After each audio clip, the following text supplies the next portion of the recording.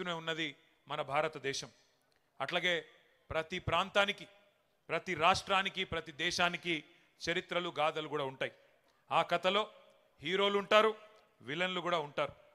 అవి మర్చిపోయిన రోజు ఆ ప్రాంతం, ఆ దేశం అంతమైపోతుంది.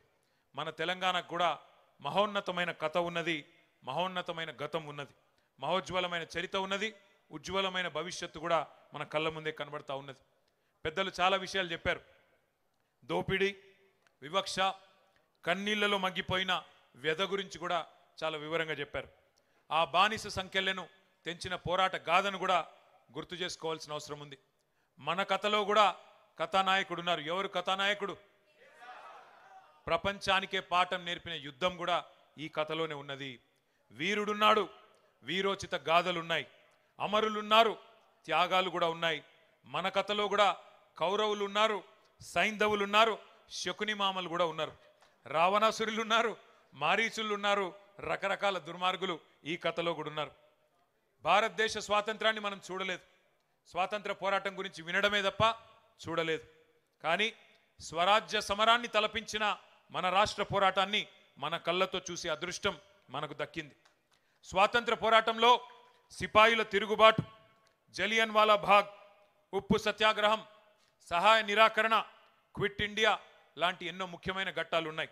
అట్లాగే 14 ఏళ్ల ఈ ఆత్మగౌరవ పోరాటంలో కూడా అపూర్వమైన అద్భుతమైన ఘట్టాలు ఎన్నో ఉన్నాయి. కానీ వాటన్నింటిని మించిన సముజ్వల సన్నివేశం ఒకటి ఉన్నది, చరిత్రను మలుపు తిప్పిన సందర్భం ఒకటి ఉన్నది. అదే కేసీఆర్ ఆమరణ దీక్ష.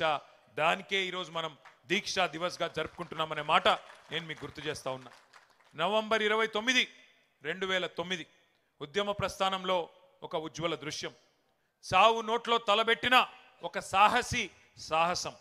కేసీఆర్ సచ్చుడో తెలంగాణ వచ్చుడో, కేసీఆర్ శవయాత్రన తెలంగాణ జైత్రయాత్రన, ఏదో ఒకటి తేలాలి అని ఒక మహానాయకుడు గర్జించిన రోజు నవంబర్ 29, 2009. ఒక నినాదం, ఒక సమరనాదం యావత్ జాతిని ఏకం చేసింది. ఆ 11 రోజులు పోరాట సముద్రం పోటెత్తి సునామీ సృష్టించిన రోజులు ఆ 11 రోజులు. అగ్నిపర్వతం బద్దలైనట్టు, భూకంపం పుట్టినట్టు, పెను తుఫాన్ తీరాన్ని తాకినట్టు తెలంగాణ ఉద్యమ శిఖరం సిగమూగింది ఆనాడు.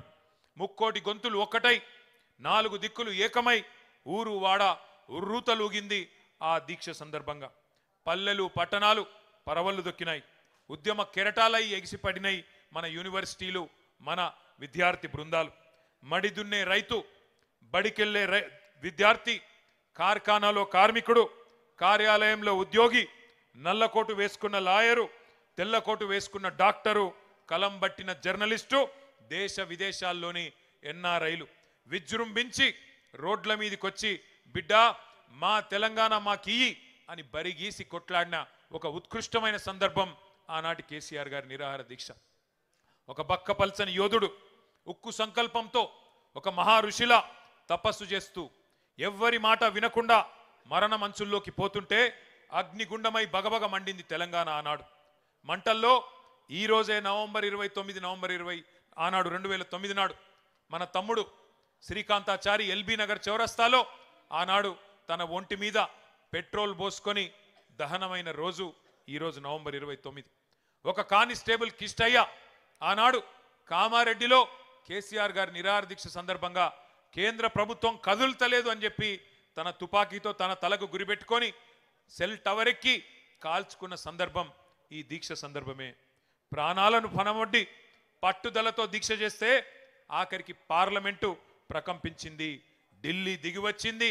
డిసెంబర్ 9 అర్ధరాత్రి నాడు తెలంగాణకు అర్ధరాత్రి స్వాతంత్రం సిద్ధించిన మాట ఒక్కసారి గుర్తు చేసుకోమని చెప్పి నేను గుర్తు చేస్తా ఉన్నా. కానీ ఈ దీక్ష విఫలం కావాలి, తెలంగాణ రావద్దు, తెలంగాణ ఏర్పడితే మరి మన ఆధిపత్యం పోతుందని చెప్పి చాలా మంది కుట్రలు చేసినారు. जैसे हमारे भाई लोग कहते हैं, मुद्दई लाख बुरा चाहे तो क्या होगा, वही होगा जो मंजूर खुदा होगा. భగవంతుని ఆశీర్వాదం, ప్రజల సంకల్పం, నాయకుడి నాయకత్వం ఇవన్నీ వెరిసి ఆనాడు తెలంగాణ వచ్చింది. ఆ ప్రకటన అర్ధరాత్రి వచ్చింది. హస్తినలో చిదంబరం గారు ఆనాడు అర్ధరాత్రి పూట తెలంగాణ స్టేట్మెంట్ చదువుతుంటే ఇప్పుడే మా వానక్క చెప్తున్నది, ఉద్వేగంతో ఉప్పొంగిపోయింది ప్రతి తెలంగాణ గుండె. నట్టనడి రాత్రిలో పులకించిపోయింది ఈ నేల. ఓటములు, గాయాలు, కన్నీళ్లతో అలసిపోయిన చరిత్రలో ఒక్కసారి మొట్టమొదటిసారి తొలి విజయం దక్కింది అంటే దానికి కారణం మన నాయకుడు కేసీఆర్ గారి రణనినాదం అనే మాట మర్చిపోవద్దని చెప్పి నేను గుర్తు చేస్తా ఉన్నా. తెలంగాణ స్వప్నం కాదు సత్యం అని తెలిసిన సందర్భం డిసెంబర్ 9, 2009. జాతిపిత మహాత్మా గాంధీ గారి సత్యాగ్రహాన్ని మనం చూడలేదు, కానీ మహాత్ముని బాటలో ఆమరణ దీక్షనే ఆయుధంగా వాడి స్వతంత్ర భారతంలో సంచలన విజయాన్ని సాధించిన సత్యాగ్రహి మన నాయకుడు కేసీఆర్ గారి నాయకత్వాన్ని కల్లారా చూసే అదృష్టం మనకు దక్కింది. కానీ ఒక్క రోజులో రాలేదు ఈ సునామీ, అకస్మాత్తుగా బద్దలు కాలేదు అగ్నిపర్వతం. కేసీఆర్ గారు ఎప్పుడెత్తుకున్నారు తెలంగాణ జెండా, ఏ సందర్భంలో బిగించినారు పిడికిలి గుర్తు తెచ్చుకోండి. చుట్టూ చిమ్మ చీకట్లు, ఆవిరైపోయిన ఆశలు, ఎటు చూసినా నిరాశ, నిస్పృహలు. అట్లాంటి పరిస్థితుల్లో ఒక భయం, ఒక అపనమ్మకం, ఒక అవిశ్వాసం, తెలంగాణ అన్న పదాన్నే నిషేధించిన క్రూర నిర్బంధ కాలం. నమ్మేవాళ్ళు లేరు, వెంట నడిచి వచ్చేవాళ్ళు లేరు.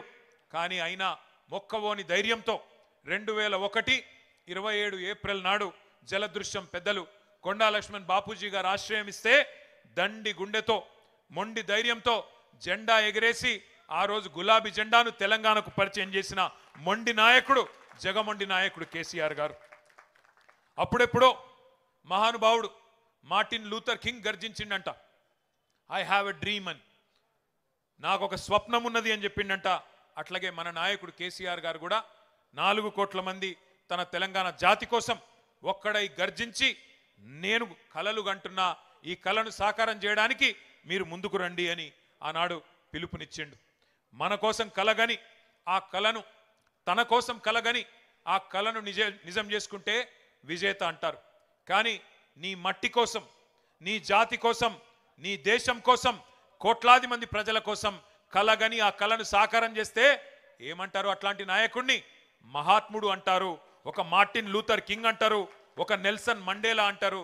ఖచ్చితంగా ఒక కేసీఆర్ అని తెలంగాణ ఉన్నంత కాలం, తెలంగాణ అన్న పదం ఉన్నంత కాలం కేసీఆర్ అనే పదాన్ని ఎవరు మరిపింపజేయలేరనే మాట కూడా నేను గుర్తు చేస్తా ఉన్నా.